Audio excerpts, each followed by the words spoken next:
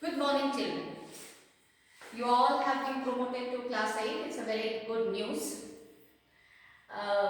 From class 6, you are reading social science. So, here in class 8 also you have to read social science. But in class 8, you will find a book, which in history you will find 2 books and in civics 1 book. Now, the name of your book is Our Past. From class 6, we are saying that history means our past.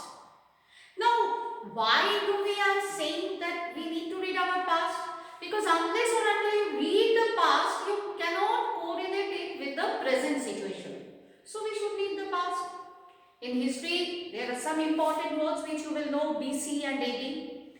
That is before Christ and after the happenings which have taken place after the death of Jesus Christ. Now, in class 8, whatever you are reading, that is after the death of Jesus Christ. Now, when this topic we start in class 8, the chapter first, the name of the chapter is How, When and Where. See, 3 questions have been asked. What are the questions? How? The things have happened. Second question, when? When the things have been taken place. And the third important question is where. Those places also we should know from where these things have happened. Class 6 you have read about the ancient. Class 7 you have read about the medieval. And in 8 you are reading about the modern history. Now, the first topic which we come, when you have your book, you will see how important are dates. Now, you children will tell me, ma'am, history is totally boring because we have to read lot of dates. It's not true. Just one question I want to ask you, beta. Do you know when is your birthday?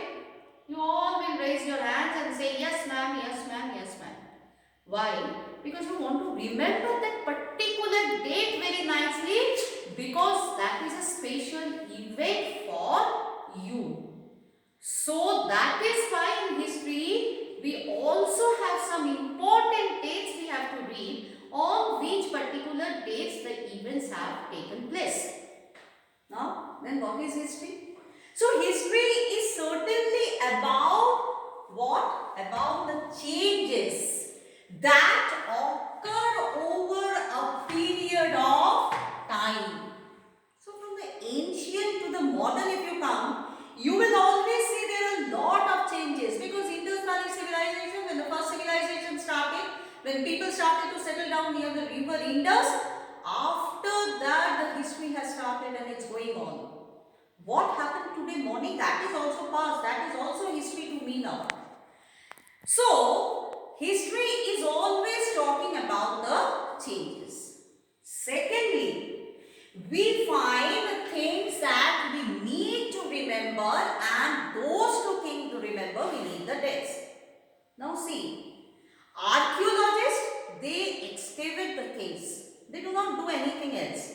But then who are the historians? Historians are the detectives. They are going on those excavated places and they take out the importance of those things. So, you read the story, detective story, you love it. So, we love history also. If we start thinking that history is like detective stories, we have to find those things. Now, history is a lot of curious questions. When you go on a train, you have seen the people are taking tea, and that is on earthen cup. Immediately your curiosity will arise, when does the tea came to this earth? It is not like that early in the morning one got up and said, oh, I got an eureka and I got the tea. It's not like that. It was a long process. People started and one day they discovered, yes, this is a tea. So like that, there are a lot of things in history we will read that has taken places. Now, this, we do not know exact date when the tea was discovered. But we all love tea. If I tell, beta, do you want to tea? Have a cup of tea? You will say, yes ma'am, let's have a cup of tea. So there are a lot of things like these type of things happened in history. And these are the curious questions to us, and these curious questions, who gives these answers? History gives these answers. So I think that now you will start reading history loving history for that. The next thing is that we need the dates because we select by which we can compose the story of the past. You have come from nursery to class 8. Now you need all the dates chronologically. Why you need the dates? Because when you are writing an autobiography for yourself, what you are doing, you are taking the dates in a chronological way and you are writing a story of yourself. So in English, often you write an autobiography.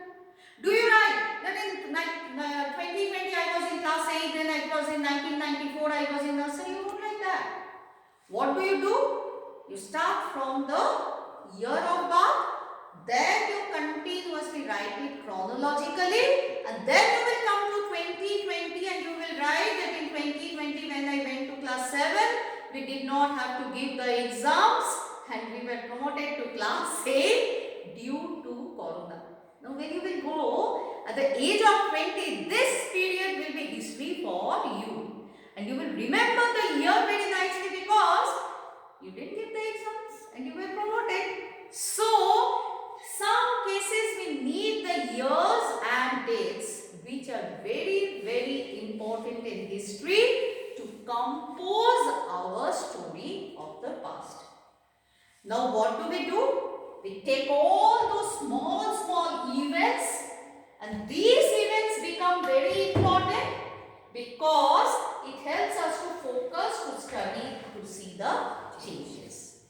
Now, all of you, I hope you have understand that we need the dates and which dates are very important, which has helped us to change our life. So, all the dates we don't have to mug up. We have to remember few dates like 1947. Why do we remember 15th August 1947? Because on that particular date we got the independence. 26th January, it's a very important date for our life. Why? Because we got Republic Day.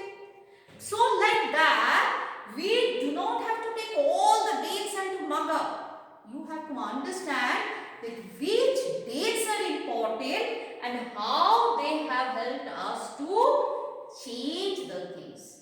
In this way, we are going to start our class 8 topics. Next topic will be which dates we have to remember. Though I have explained a little bit, now with the help of the British history, we will remember. Thank you for this.